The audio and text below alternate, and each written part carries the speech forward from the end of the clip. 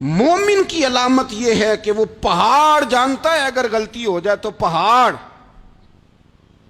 امام اعظم ابو حنیفہ رحمۃ اللہ علیہ گزر رہے تھے تو بارش ہو گئی تھی اور کوفہ میں کیچڑ تھا، تو آپ نے جو جوتے پہنے ہوئے تھے ان جوتوں سے چلتے ہوئے نا آپ کے پاؤں سے کچھ مٹی اڑی، تو سامنے ایک یہودی تھا.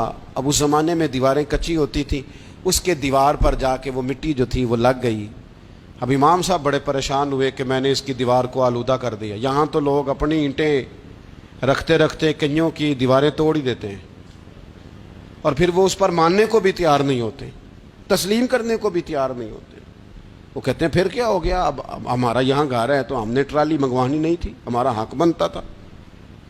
امام صاحب کے پیروں سے ذرا کیچڑ اڑا، یہودی کی دیوار پہ لگا، اس کی کچی دیوار تھی. امام صاحب پریشان ہو گئے، سوچنے لگے کہ اگر میں دیوار سے یہ کیچڑ اتارتا نہیں تو یہ بھی زیادتی ہے، میں نے اس کی دیوار کو گدلا کر دیا، اور اگر میں اتارتا ہوں تو کچھ مٹی اس کی دیوار کی بھی اتر جائے گی، کچی دیوار ہے، یہ بھی زیادتی ہے.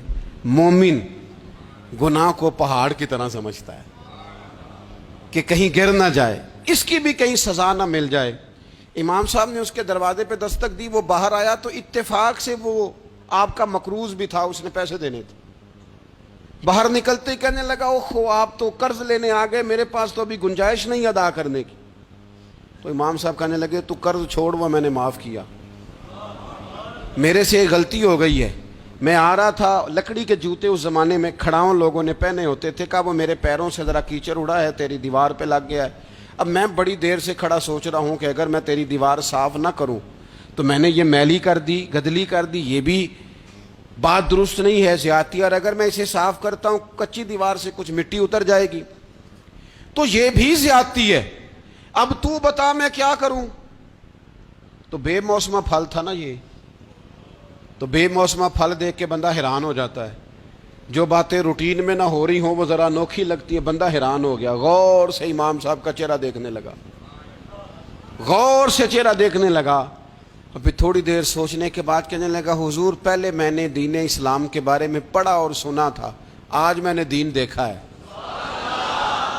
پہلے میں نے سنا تھا کہ دین اسلام اس طرح کا ہے، آج میں نے دین. ہم نہ پوری دنیا کے کافروں کو دین سنانا چاہتے ہیں، دکھانا نہیں چاہتے. ہم نیک نظر آنا چاہتے ہیں، نیک بننا نہیں چاہتے. ہم نیک نظر آنا چاہتے.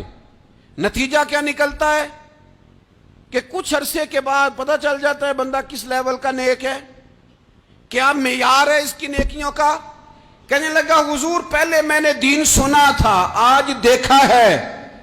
آپ وہ مٹی کی دیوار پر جو کیچڑ لگ گیا ہے، دیوار کو بعد میں صاف کیجئے گا، پہلے کلمہ پڑھائیں تاکہ میرے اندر کا کفر صاف ہو جائے، مجھے مسلمان کر دیں. تو غافل آدمی جو ہوتا ہے نا